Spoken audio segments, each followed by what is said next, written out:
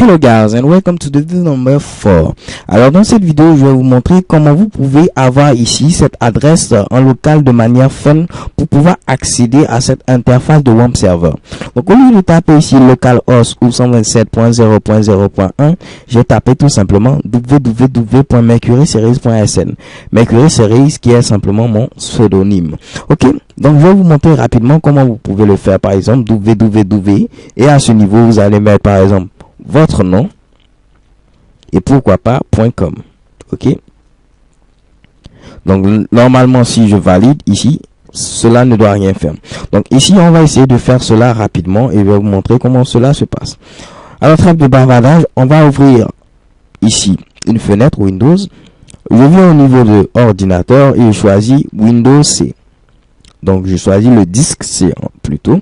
Je vais rentrer ici dans le répertoire Windows. Donc je suis dans le disque C, j'ouvre Windows, je cherche ensuite système 32. ok, donc système 32. Ensuite on va ouvrir quoi? On va ouvrir tout simplement driver. Donc je choisis driver. On ouvre ensuite etc et on est paré à modifier l'un de ces fichiers. Donc c'est le disque C, Windows, système 32, driver, etc. et on va modifier le fichier host. Alors pour ceux qui ont déjà fait un peu de service réseau, c'est tout simplement ici le principe de DNS.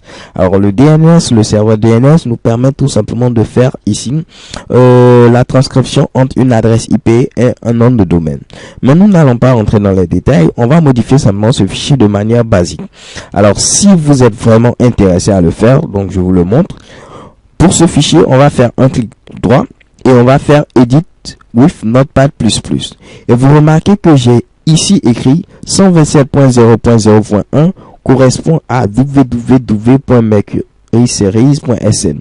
Donc vous pouvez mettre ici par exemple www.david.sn, ce qui signifie que maintenant au lieu de taper 127.0.0.0.1 ou localhost, on peut directement mettre www.david.sn. Alors si vous ouvrez ce fichier pour la première fois, vous n'aurez peut-être pas la possibilité de l'enregistrer. Donc enregistrez votre modification plutôt.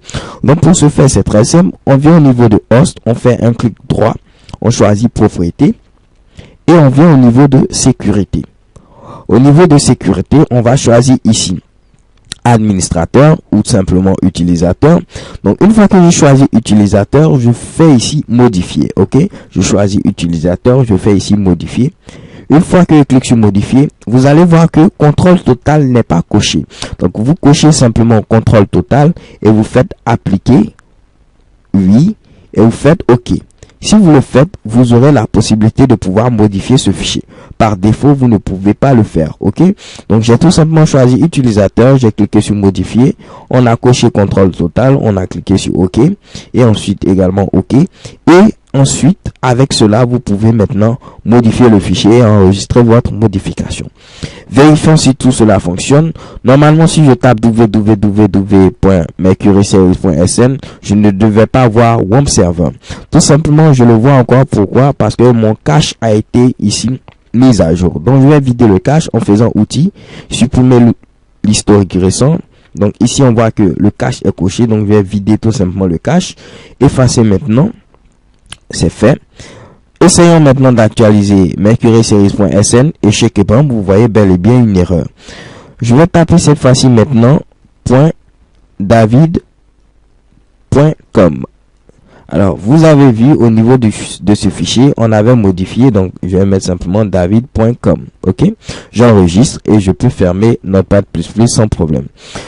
Donc normalement si je tape www.david.com, je dois voir apparaître l'interface de WAMP Server. Je vois ici apparaître l'interface de WAMP Server et vous avez maintenant la possibilité de pouvoir accéder à cette interface sans pour autant taper soit 127.0.0.1 ou localhost. Donc je trouve que c'est assez fun, mais je dois vous préciser un petit truc, c'est que si par exemple vous venez à ce niveau dans le fichier host et que vous renommez en mettant par exemple ici Google, donc je mets ici google.com, normalement David ne doit plus fonctionner. Mais comme je vous l'ai dit, ça a été enregistré dans le cache, raison pour laquelle ça fonctionne encore. Donc si on vide encore le cache, tout simplement, david.com ne doit plus fonctionner.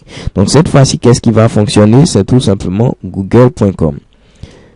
Ce que je veux vous dire, c'est que si vous le faites ainsi, si vous mettez google.com, vu que google.com existe, lorsque vous allez vous connecter ici à Internet, et vous allez taper google.com, google.com ne va plus s'afficher. Google.com va plutôt afficher ceci, puisque par défaut, votre navigateur Internet, pour faire simple, va regarder ce fichier. Pour faire simple, je le dis, ce n'est vraiment pas cela, ce fichier avant d'aller chercher ici google.com. Donc vous aurez toujours cette page qui va s'afficher au lieu de voir réellement apparaître ici Google. Donc évitez de donner des noms des sites web qui sont déjà sur le web. Alors moi j'ai mis Mercury Series parce que bon, je ne connais pas un site web Mercury Series. Bien sûr il existe, mais je ne consulte pas souvent. Donc ne mettez pas par exemple facebook.com, sinon vous n'aurez plus accès par exemple à Facebook. Ok, donc ici on va modifier tout simplement. Au lieu de mettre David, je vais mettre par exemple ici, pourquoi pas, son Crazy Teplo. Teplo. Ok, donc cette fois-ci maintenant, pour accéder à mon interface, je tape simplement teplo.com et bam, je vois apparaître ici l'interface. Je le rappelle, ce n'est pas obligatoire de le faire pour pouvoir suivre la suite. Je vous montre simplement cette petite astuce assez fun. So thank you guys for watching and see you to the next video. XOXO.